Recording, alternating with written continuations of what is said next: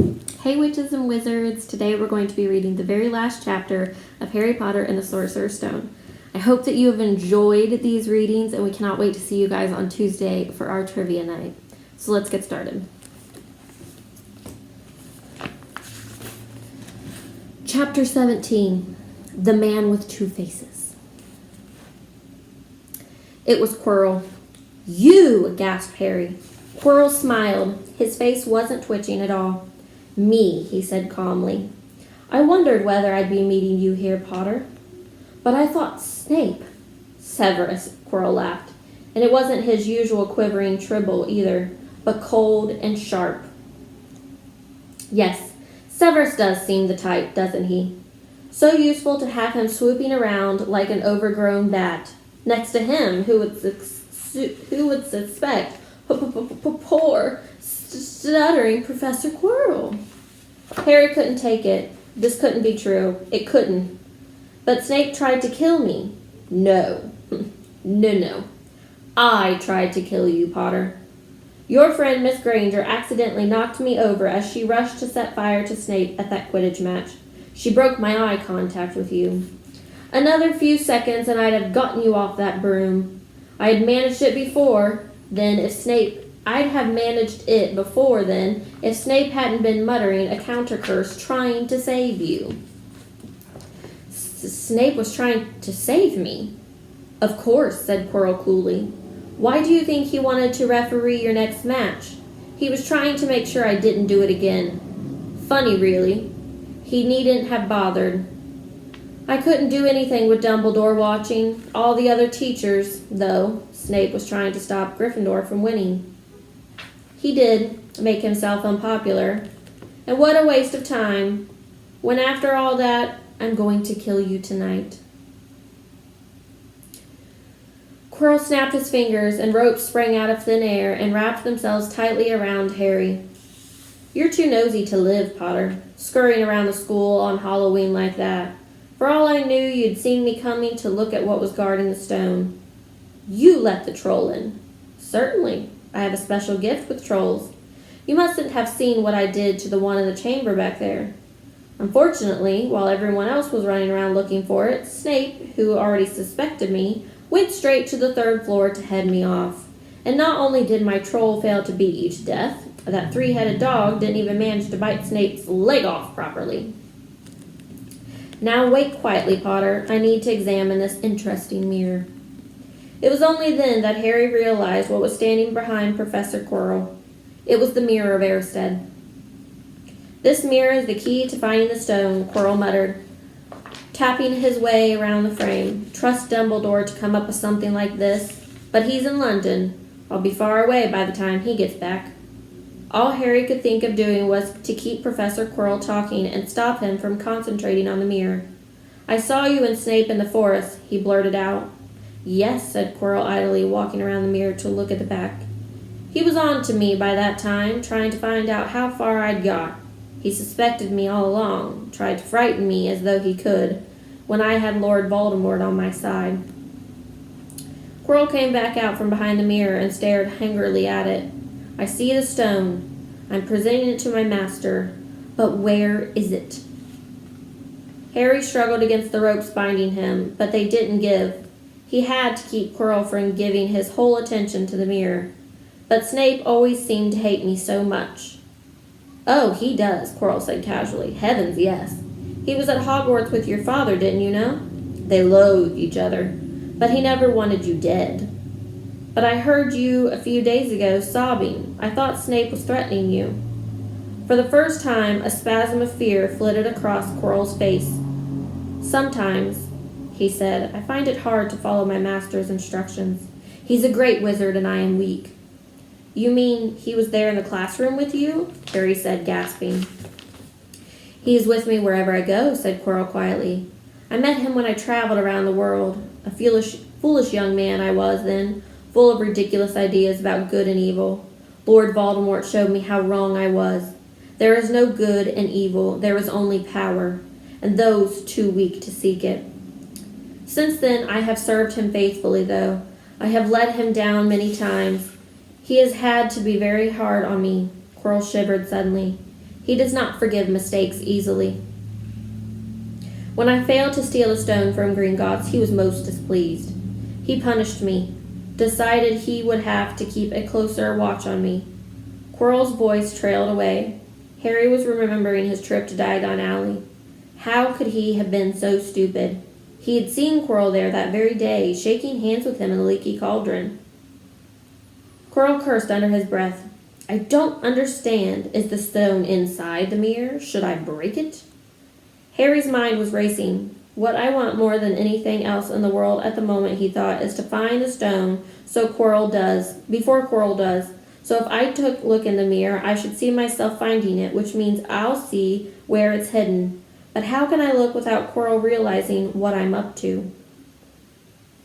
He tried to edge to the left to get in front of the glass without Quirrell noticing, but the ropes around his ankles were too tight. He tripped and fell over. Quirrell ignored him. He was still talking to himself. What does this mirror do? How does it work? Help me, master. And to Harry's horror, a voice answered. The voice seemed to come from Quirrell himself. Use the boy.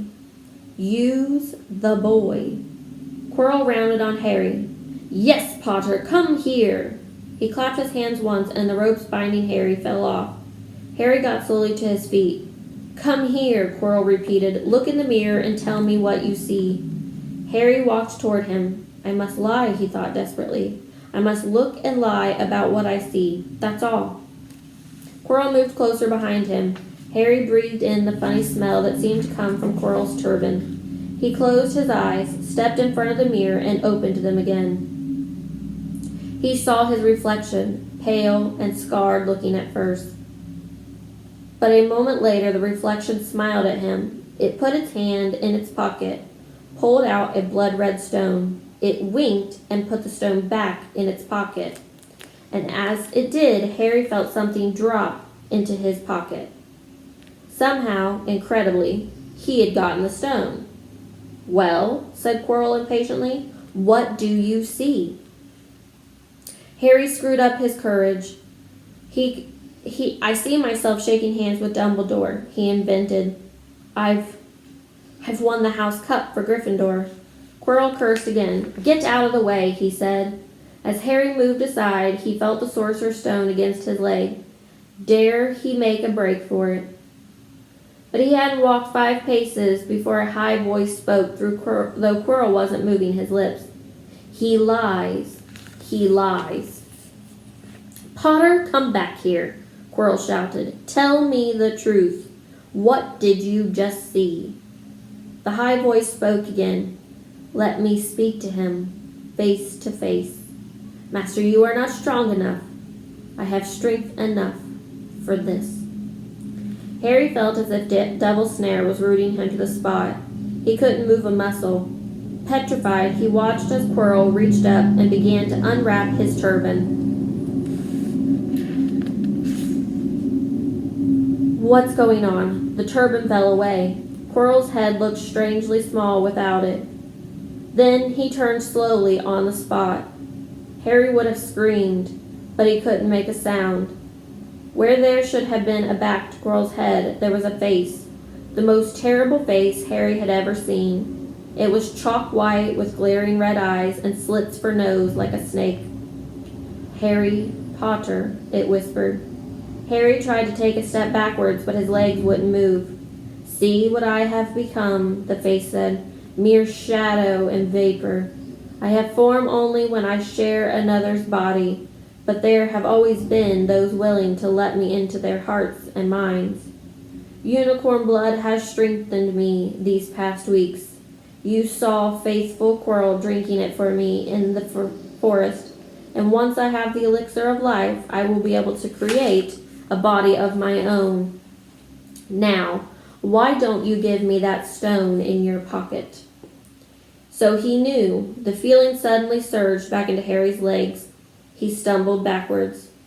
Don't be a fool, snarled the face. Better save your own life and join me, or you'll meet the same end as your parents. They died begging for mercy.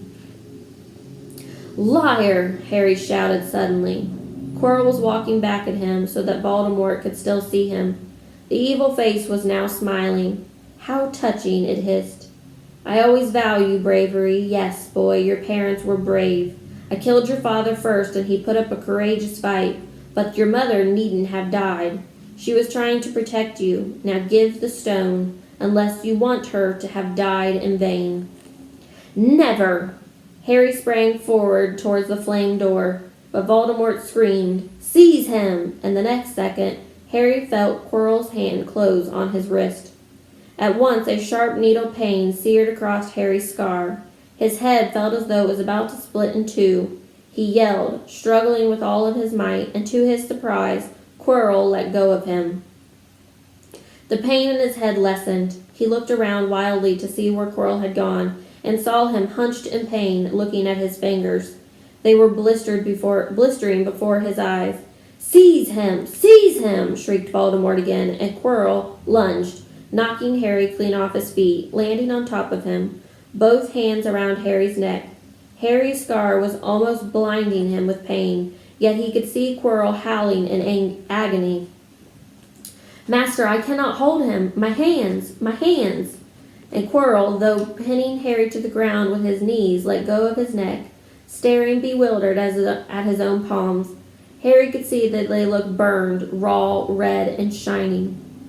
Then kill him, fool, and be done, screeched Voldemort. Quirrell raised his hand to perform a deadly curse, but Harry, by instinct, reached up and grabbed Quirrell's face. Ah! Quirrell rolled off of him, his face blistering too, and then Harry knew Quirrell couldn't touch his bare skin, not without suffering terrible pain. His only chance was to keep hold of Quirrell, keep him in enough pain to stop him from doing a curse. Harry jumped to his feet, caught Quirrell by the arm, and hung on as tight as he could. Quirrell screamed and tried to throw Harry off. The pain in Harry's head was building. He couldn't see. He could only hear Quirrell's terrible shrieks and Voldemort's yells of kill him, and the other voices, maybe in Harry's own head, crying, Harry, Harry.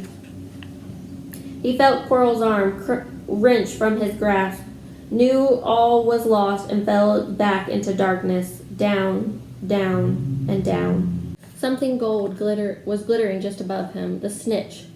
He tried to catch it, but his arms were too heavy. He blinked. It wasn't the stitch at all. It was a pair of glasses. How strange. He blinked again.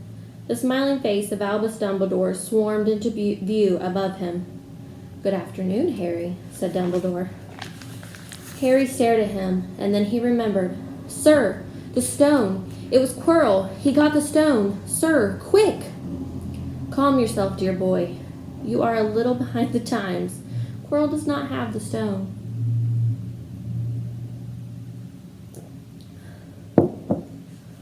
Then who does? Sir, Harry, please relax, or Madame Pomfrey will have me thrown out. Harry swallowed and looked around him. He realized he must be in the hospital wing. He was laying in a bed with white linens, and next to him was a table piled high with what looked like half of the candy shop. Tokens from your friends and admirers, said Dumbledore, beaming. What happened down in the dungeons between you and Professor Quirrell is a complete secret. So naturally, the whole school knows. I believe your friends, Misters George and Fred Weasley, are responsible for trying to send you a toilet seat. No doubt they thought it would amuse you. Madame Pomfrey, however, felt it might not be very hygienic and has confiscated it. How long have I been in here? 3 days. Mr. Ronald Weasley and Miss Granger will be most relieved you have come around. They have been extremely worried. But, sir, the stone. I see you are not to be distracted. Very well. The stone. Professor Quirrell did not manage to take it from you. I arrived in time to prevent that, although you were doing very well on your own, I must say. You got there. You got Hermione's owl. We must have crossed in midair. No sooner had I reached London than it became clear to me that the place that I should be was the one I had just left. I arrived just in time to pull Quirrell off of you. It was you. I feared I might be too late. You nearly were. I couldn't have kept him off the stone much longer. Not the stone, boy. You. The effort involved nearly killed you. For one terrible moment there I was afraid it had. As for the stone, it has been destroyed." "Destroyed," said Harry blankly. "But your friend, Nicholas Flamel." "Oh, you know about Nicholas," said Dumbledore, sounding quite delighted. "You did do the thing properly, didn't you?" "Well, Nicholas and I have had a little chat and agreed it's all for the best." "But that means he and his wife will die, won't they?" "They have enough elixir to stored to set their affairs in order, and then yes, they will die." Dumbledore smiled at the look of amazement on Harry's face. "To one as young as you, I'm sure it seems incredible. But to Nicholas and Pernilla, it really is like going to bed after a very, very long day. After all, to the well-organized mind, death is but the next great adventure. You know, the stone was really not such a wonderful thing. As much money and life as you could want. The two things most human beings would choose above all. The trouble is, humans do have a knack of choosing precisely those things that are worst for them." Harry lay there, lost for words. Dumbledore hummed a little and smiled at the ceiling. "Sir," said Harry, "I've been thinking. Sir, even if the stone's gone, you know who. Call him Voldemort, Harry. Always use the proper name for things. Fear of a name increases fear of the thing itself." "Yes, sir. Well, Voldemort's going to try other ways of coming back, isn't he? He hasn't gone, really, has he?" "No, Harry, he has not. He is still out there somewhere, perhaps looking for another body to share. Not being truly alive, he cannot be killed. He left Quirrell to die. He shows just a little mercy to his followers as his enemies. Nevertheless, Harry, while you may only have delayed his return to power, it will merely take someone else who is prepared to fight what seems a losing battle next time. And if he is delayed again and again, why, he may never return to power." Harry nodded, but stopped quickly because it made his head hurt. Then he said, "Sir, there are some other things I'd like to know if you can tell me. Things I want to know the truth about." "The truth," said Dumbledore, sighing. "It is a beautiful and terrible thing, and should therefore be treated with great caution. However, I shall answer your questions unless I have a good reason not to, in which case I beg you'll forgive me. I shall not, of course, lie." While Voldemort said that he only killed my mother because she tried to stop him from killing me, but why would he want to kill me in the first place?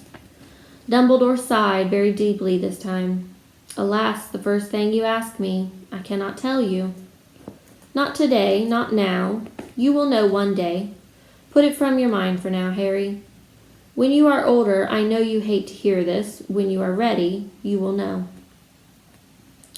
And Harry knew it would be no good to argue. "But why couldn't Quirrell touch me? Your mother died to save you. If there is one thing Voldemort cannot understand, it is love. He didn't realize that love, as powerful as your mother's for you, leaves its own mark. Not a scar, no visible sign to have been loved so deeply, even though the person who loved us is gone, will give us some protection forever. It is in your very skin. Quirrell, full of hatred, greed, and ambition, shared his soul with Voldemort, could not touch you for this reason. It was agony to touch a person marked by something so good." Dumbledore now became very interested in a bird out on the windowsill, which gave Harry time to dry his eyes on the sheet. When he found his voice again, Harry said, "And the invisibility cloak, do you know who sent it to me?" "Ah, your father happened to leave it in my possession, and I thought you might like it." Dumbledore's eyes twinkled. "Useful things. Your father used it mainly for sneaking off to the kitchen to steal food when he was here. And there's something else." "Fire away." "Quirrell said Professor Snape, Harry." "Yes, him. Quirrell said he hates me because he hated my father. Is that true?" "Well, they did rather detest each other.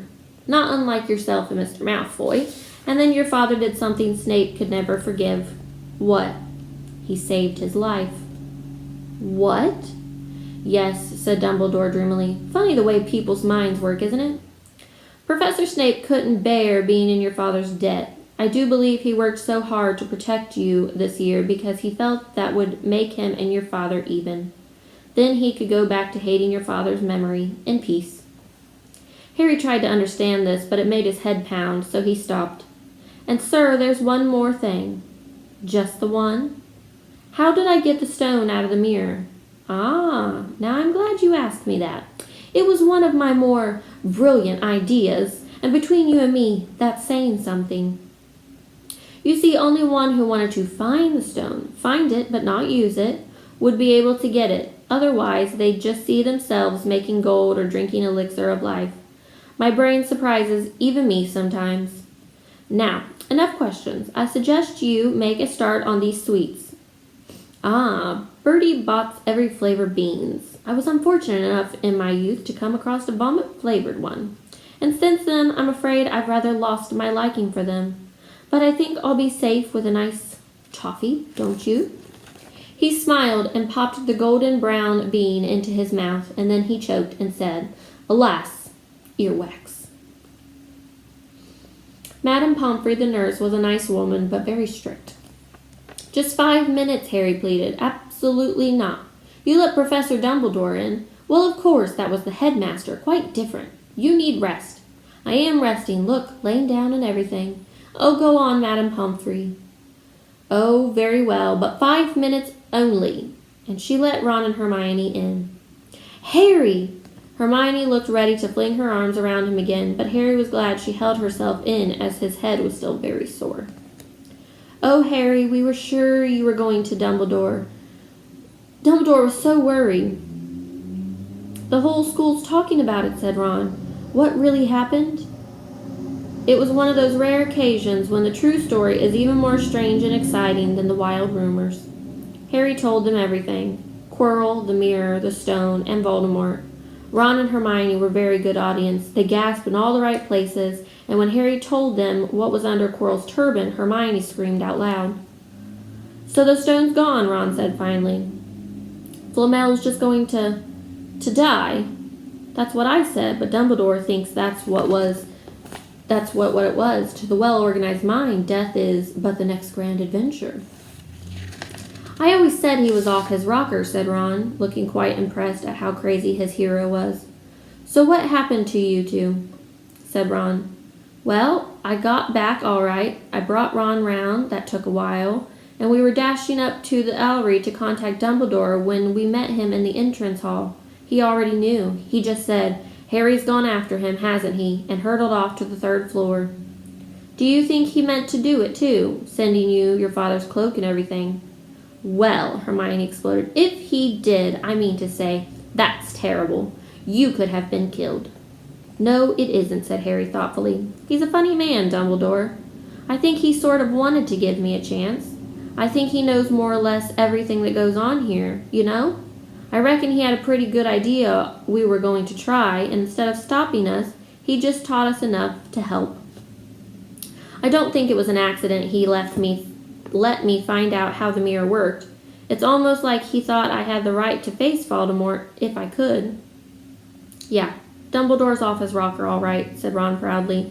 "Listen, you've got to be up for the end-of-the-year feast tomorrow. The points are all in, and Slytherin won, of course. You missed the last Quidditch match, and we were steamrolled by Ravenclaw without you. But the food'll be good." At that moment, Madame Pomfrey bustled over. "You've had nearly 15 minutes. Now out," she said firmly. After a good night's sleep, Harry felt nearly back to normal. "I want to go to the feast," he told Madame Pomfrey as she straightened his mini candy boxes. "I can, can't I?"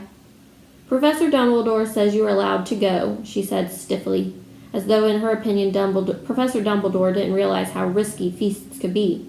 "And you have another visitor." "Oh, good. Who is it?" Hagrid sidled through the door as he spoke. As usual, when he was indoors, Hagrid looked too big to be allowed. He sat down next to Harry, took one look at him, and burst into tears. "It's all my ruddy fault," he sobbed, his face in his hands. "I told the evil kid how to get past Fluffy. I told him. It was the only thing he didn't know, and I told him. He could have died, all for a dragon egg. I'll never drink again. I'll be shucked out and made to live as Muggle." "Hagrid," Harry shocked to see Hagrid shaking with grief and remorse, giant tears streaking down into his beard. "Hagrid, he'd have found out somehow. This is Voldemort we're talking about. He'd have found out even if you hadn't told him." You could have died. Don't say the name, sobbed Hagrid. Voldemort, Harry bellowed, and Hagrid was so shocked he stopped crying. I've met him, and I'm calling him by his name. Now please cheer up, Hagrid. We've saved the stone. It's gone. He can't use it. Have a chocolate frog. I have loads. Hagrid wiped his nose on the back of his hand and said, That reminds me, I got you a present. It's not a stawed sandwich, is it? Said Harry anxiously, and at last Hagrid gave a weak chuckle. Nah, Dumbledore gave me the day off yesterday to fix it. Of course, he should have sacked me instead. Anyway, got you this. It seemed to be a handsome leather-covered book. Harry opened it curiously. It was full of wizard photographs. Smiling and waving at him from every page were his mother and father. Sent owls to all your father's old school friends asking for photos. Knew you didn't have any. Do you like it? Harry couldn't speak, but Hagrid understood.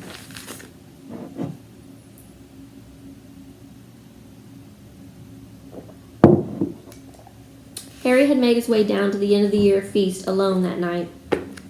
He had been held up by Madame Pomfrey's fussing about, insisting on giving him one last checkup, so the great hall was already full. It was decked out in Slytherin colors of green and silver to celebrate Slytherin's winning the House Cup for the 7th year in a row. A huge banner showing the Slytherin serpent covered the walls behind the high table. When Harry walked in, there was a loud, sudden hush, and then everybody started talking loudly at once. He slipped into a seat between Ron and Hermione at the Gryffindor table and tried to ignore the fact that people were standing up to look at him. Fortunately, Dumbledore arrived moments later. The babbling died again. Another year gone, Dumbledore said cheerfully, and I must trouble you with an old man's wheezing waffle before we sink our teeth into our delicious feast. What a year it has been. Hopefully your heads are all a little fuller than they were. You have the whole summer ahead to get them nice and empty before next year starts. Now, as I understand it, the House Cup here needs awarding, and the points stand thus. In 4th place, Gryffindor with 312 points. In 3rd, Hufflepuff with 352. Ravenclaw has 426, and Slytherin 472. A storm of cheering stamping broke out from the Slytherin table. Harry could see Draco Malfoy banging his goblet on the table. It was a sickening sight. Yes, well done, Slytherin, said Dumbledore. However, recent events must be taken into account. The room went very still. The Slytherin smile faded a little. Said Dumbledore. I have a few last-minute points to dish out. Let me see. Yes. First to Mr. Ronald Weasley. Ron went purple in the face. He looked like a radish with a bad sunburn. For the best played game of chess Hogwarts has seen in many years, I award Gryffindor 50 points. Gryffindor cheers nearly raised the bewitching ceiling. The stars overheard seemed to quiver. Percy could be heard telling the other prefects, my brother, my youngest brother, got past McGonagall's giant test set. At last, there was silence again. Second, to Hermione Granger. For the use of cool logic in the face of fire, I award Gryffindor House 50 points. Hermione buried her face in her arms. Harry strongly suspected she had burst into tears. Gryffindors up and down the table were beside themselves. They were 100 points up. Third, to Mr. Harry Potter, said Dumbledore. The room went deadly quiet. For pure nerve, outstanding courage, I award Gryffindor House 60 points. The din was deafening. Those who could add up while yelling themselves hoarse knew that Gryffindor had now 472 points, exactly the same as Slytherin. They had tied for the House Cup. If only Dumbledore had given Harry just one more point. Dumbledore raised his hand. The room gradually fell silent.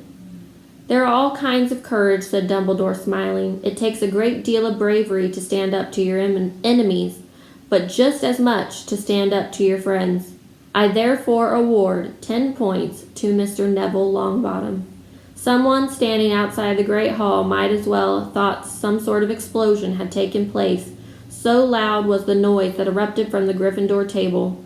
Harry, Ron, and Hermione stood up to yell and cheer as Neville, white with shock, disappeared under a pile of people hugging him. He had never won so much as a point for Gryffindor before. Harry, still cheering, nudged Ron in the ribs and pointed at Malfoy, who couldn't have looked more stunned and horrified if he had just had the body-binding curse put on him.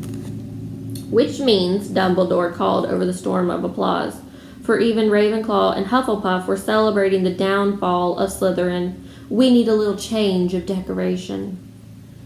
He clapped his hands. In an instant, the green hangings became scarlet, and the silver became gold. The huge Slytherin serpent vanished, and a towering Gryffindor lion took its place. Snape was shaking Professor McGonagall's hand with a horrible forced smile. He caught Harry's eye, and Harry knew at once that Snape's feelings toward him hadn't changed one jolt. This didn't worry Harry. It seemed as though life would be back to normal next year, or as normal as it ever was at Hogwarts. It was the best evening of Harry's life, better than winning at Quidditch, or Christmas, or knocking out a mountain troll. He would never ever forget tonight. Harry had almost forgotten that the exam results were still to come. But come they did. To their great surprise, both he and Ron passed with good marks. Hermione, of course, had the best grades of the first years. Even Neville scraped through, his good herbology mark making up for his abysmal potions one. They had hoped that Goyle, who was almost as stupid as he was mean, might be thrown out, but he had passed too. It was a shame, but as Ron said, you couldn't have everything in life. And suddenly their wardrobes were empty, their trunks were packed. Neville's toad was found lurking in the corner of the toilets. Notes were handed out to all students warning them not to use magic over the holidays. "I always hope they'll forget to give us these," said Fred sadly. Hagrid was there to take them down to the fleet of boats that sailed across the lake. They were boarding the Hogwarts Express, talking and laughing as the countryside became greener and tidier, eating Bertie Bott's every flavored beans as they sped past Muggle towns, pulling off their wizard robes, putting on jackets and coats, pulling into the platform 9 3/4 at King's Cross Station. It took a while for them all to get off the platform. A wizened old guard was up by the ticket barrier, letting them go through the gate in 2s and 3s so they wouldn't attract attention, but by all bursting out of the solid wall at once, alarming the Muggles. "You must come and stay this summer," said Ron. "Both of you. I'll send you an owl." "Thanks," said Harry. "I'll need something to look forward to." People jostled them as they moved toward the gateway back to the Muggle world, and some of them called, "Bye, Harry." "See you, Potter." "Still famous," said Ron, grinning at him. "Not where I'm going, I promise you that," said Harry. He and Ron and Hermione passed through the gateway together. "There he is, Mom. There he is, look." It was Ginny Weasley, Ron's youngest sister, but she wasn't pointing at Ron. "Harry Potter," she squealed. "Look, Mom, I can see." "Be quiet, Ginny. It's rude to point." Mrs. Weasley smiled down at them. "Busy year," she said. "Very," said Harry. "Thanks for the fudge and the sweater, Mrs. Weasley." "Oh, it was nothing, dear." "Ready, are you?" It was Uncle Vernon, still purple-faced, still mustached, still looking furious at the nerve of Harry carrying an owl in a cage in a station full of ordinary people. Behind him stood Aunt Petunia and Dudley, looking terrified at the very sight of Harry. "You must be Harry's family," said Mrs. Weasley. "In a manner of speaking," said Uncle Vernon. "Hurry up, boy. We haven't got all day." He walked away. Harry hung back for the last word with Hermione and Ron. "See you over the summer, then." "Hope you have a good holiday," said Hermione, looking uncertainly after Uncle Vernon, shocked that everyone could be so unpleasant. "Oh, I will," said Harry, and they were surprised at the grin that was spreading over his face. "They don't know we're not allowed to use magic at home. I'm going to have a lot of fun with Dudley this summer." And just like that, we're finished with Harry Potter and the Sorcerer's Stone. I truly hope you guys enjoyed the readings that we've had, and we cannot wait to see you on Tuesday for trivia. Bye, guys!